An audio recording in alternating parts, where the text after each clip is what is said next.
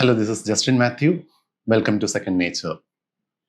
So in the previous video, we have explored 7 foundational rules to select a topic for your research, especially for your undergraduate dissertation. Once you select a topic or broad area, your supervisor might ask you to go to archives, go to libraries, and conduct what we call prepare a review of literature. So today's video, we are going to discuss how should you conduct your preliminary research in the library or maybe online as well. Specifically, after selecting a topic, your aim is to prepare a review of literature. What is a literature review? Literature review can be defined as a planned, systematic reading and writing, of on your particular topic. So you conduct a survey, go to library or download books from online, and that include your kind of main books, articles, dissertation related to your work. For instance, if you are working on environmental history and your topic is to study industrial pollution in a city, a big city or a factory town. So then you go to library and consult urban history books as well as environmental history books. And you also maybe consult labor history. What you do, you consult different fields, subfields of discipline called history or maybe economics as well. Then you develop a broad field. You weave together different works from different fields, and create your own terrain, your own field, your own topo. Topo means that platform to to initiate your research. Why do you do this? You create a platform or you create a field by interconnecting books from different fields to place your topic. And how do you do this? First, you need to identify seminal intervention, some of the path-breaking works in your field. And how do you identify this is the path-breaking work in my field? Our immediate tendency will be, I'm sure that's a tendency to open an AI app, artificial intelligence app, and ask that app to provide a list of seminal works, important works. But there are other issues. When you, it may provide you a list of books, but you need to remember 2 things. Number 1, AI apps can hallucinate references. Real books may not exist, but it can create a reference.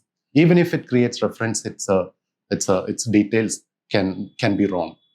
Number 2, you may miss an important work that defined your field if that work is less cited. Online apps always identify widely cited articles, books, and dissertations. So therefore, then what's the way out? You need to go to library or you need to visit archive or online. When you do that, how do you identify then your important study in intervention in your field to make your research original? So there are different ways to read a book. You go to library, identify a stack, or you go online, identify a journal. Then you engage in skim reading. Skim reading means you take a book, from stack, read its title, its subtitle, then you turn it around and read the blurb. and come back to the initial page where you have you can find a short biography of the author. Then you identify. Then you can go to what we call the content page. Content page is the menu of your book. That's a skim reading. So skim reading would allow you a lot of freedom to consult several works. When you consult several works, you can identify some of the major trends, debates that is happening in your field of research. So then the second type of reading is skip reading. You identify a book, and there are, imagine this is an edited book on urban history, and you have one chapter specifically dealing with industrial pollution. So you read the book's title, blurb about author and authors, but you specifically read that chapter. So that is called skip reading. And there is a third type of reading, that is active reading. When you do your research, the most important type of reading is active reading. What is active reading? When you read something actively, you internalize argument. You make knowledge your own by reading it.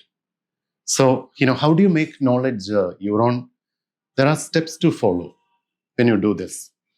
So that steps to follow means you need to, after reading a book, suppose if you read Fernand Braudel's The Wheels of Commerce, after reading this book, you should have an outcome. That outcome should be called, or we call that outcome, annotated bibliography. Right. Annotated bibliography means you need to have, when you do a research, you have to read several books, several articles, and several dissertations. So then you cannot remember all of them. So therefore, you have to be systematic while reading. How do you become systematic? You prepare a brief summary of each book you read, each dissertation and article you read. And always remember, when you start reading a book, any book, remember to pre-read the text. How do you pre-read the text? You need to locate your book first. So you can go online these days and read a review of, say, Fernand Braudel's Wheels of Commerce. Then you search online about this author, and Annals Tradition. Who is the author? And have a general idea about his or her previous works. That will help you to understand the general academic orientation of your author. That will allow you to read this book with a particular question in mind. You know the author, you know a kind of argument that author is going to make. So for instance, when you read Braudel, you understand that he's talking about geohistory, the Mediterranean world, and the transformation. So then an active reader, when you read a book, an active reader should be physically active. Means you need to write while reading. Don't stop writing while reading. That is note taking. How do you prepare notes while reading? Our next video will discuss certain techniques to take notes while reading. Now, coming back to preparation of annotated bibliography or summary, you remember, your task is not to write down everything. When you read active reading doesn't mean that you heavily underline, or use highlighter to underline everything. That will distract you from further reading of the same book. Specifically, the first reading, you may think that this aspect is important, but only later you will realize that that information was not important.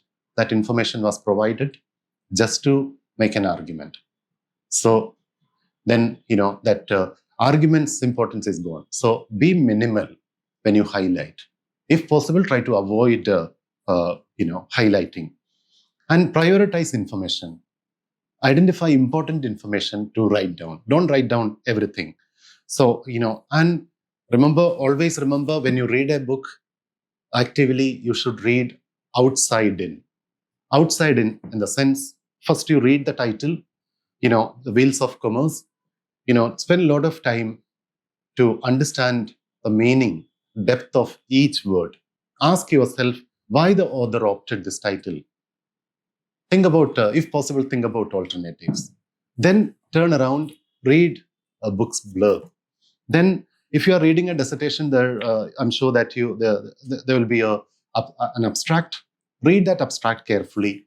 Then, when you read outside in, you need to carefully go through the content page. Content page will give you the structure of the argument. Why this is important? Because one book means one argument. In social sciences, argument is not a statement. An argument is elaboration, persuasive elaboration of a perspective. So that means one book has one main argument, a major thesis. Then we have sub-thesis, that is sub-arguments. So when you complete reading a book, you should have a perspective. You are internalizing. You're making that knowledge your own when you prepare an annotated bibliography. So annotated bibliography should include the thesis statement, and thesis statement means what the book is about.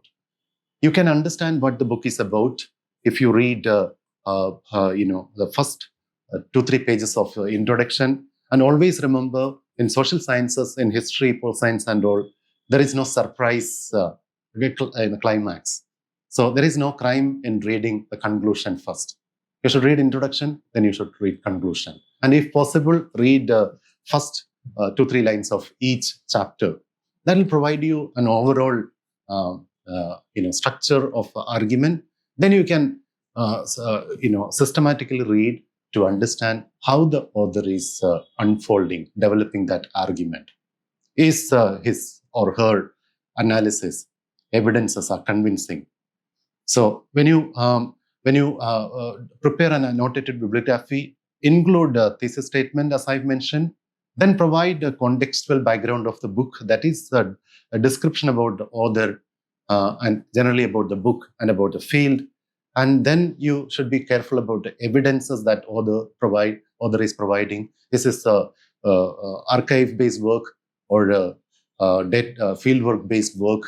So, generally appreciate sources.